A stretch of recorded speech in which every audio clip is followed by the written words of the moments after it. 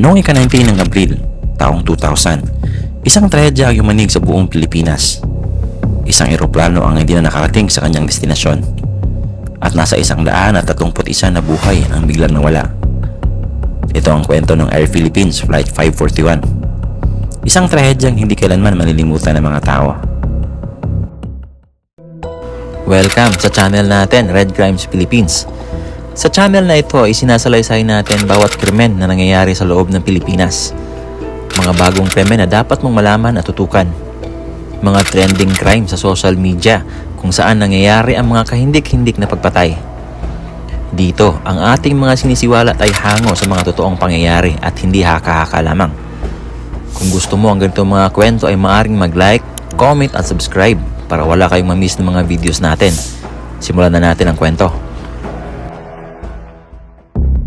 Ang Flight 541 ay pinatatakbo ng Air Philippines, isang airlines na kilala sa pagbibigay ng abot-kayang biyahe sa loob ng bansa. Pasado alas 5:30 ng umaga, sabay sa pagputok ng sikat ng araw, nang lumipad mula Manila ang Boeing 737-200 ADV ng Air Philippines na may call sign na Orient Pacific 541. Sakay ang 131 na pasahero at crew. Puno ang eroplano dahil na rin papalapit na ang mahal na araw ng panahong iyon, kaya nag-uuwian na sa probinsya ang mga nasa Maynila. Para sa kanila, isa lamang itong ordinaryong biyahe, ngunit hindi nila alam na ito na pala ang kanilang huling paglipad. Sa cockpit, dalawang highly experienced captains ang nag-ooperate ng eroplano. Normal ang lipad ng eroplano hanggang sa ito ay mag-final approach at landing sa runway 05 ng Davao gamit ang ILS o Instrument Landing System Approach.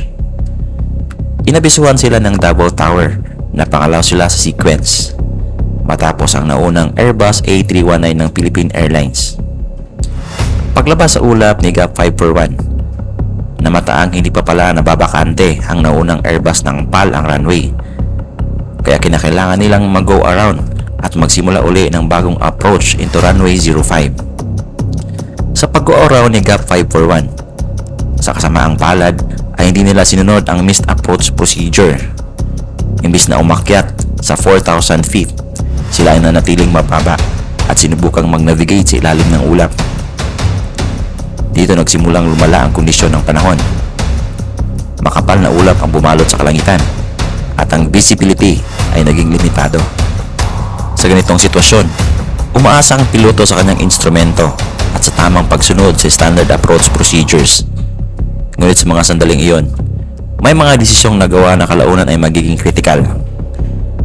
Sa halip na papanatili ang tamang altitude, unti-unting bumaba ang eroplano. Hindi na mamalayan ng piloto na sila ay papalapit na sa mapanganib na terrain. Sa gitna ng makapal na ulap at masamang kondisyon ng panahon, iniulat na nagtangka ang piloto na lumipad sa mas mababang altitude sa halip na sundin ang itinakdang instrument procedure. Dahil sa kawalan ng sapat na visibility, tumama ang eroplano sa isang puno ng niyog sa bulubunduking bahagi ng Samal bago tuluyang bumagsak at sumabog. Walang survivor.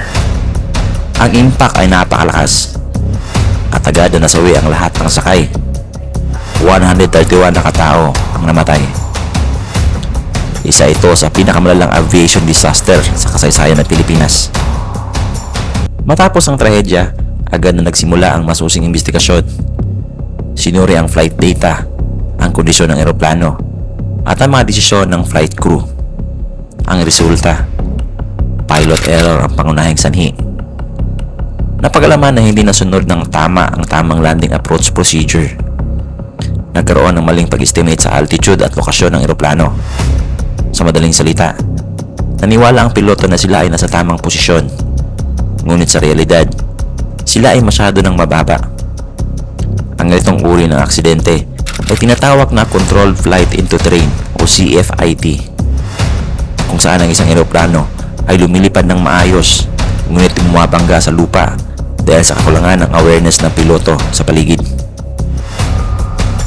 Ang pagwala ng 131 na buhay ay nag-iwan ng matinding lungkot sa mga pamilya at sa buong bansa.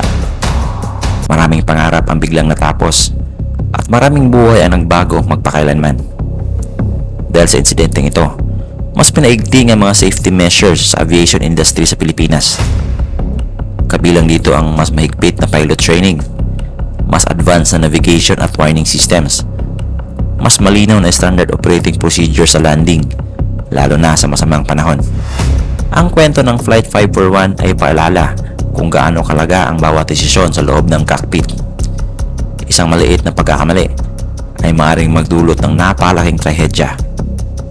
Sa bawat paglipad ng ating tinataha, dala natin ang aral ng nakaraan upang masiguro hindi na ito maulit pa. Kung nagustuhan ninyo ang kwento natin ngayon, ay maaaring mag-like, comment at subscribe para wala kayong ma-miss ng mga videos natin. Hanggang sa susunod na True Crime Stories. Ingat!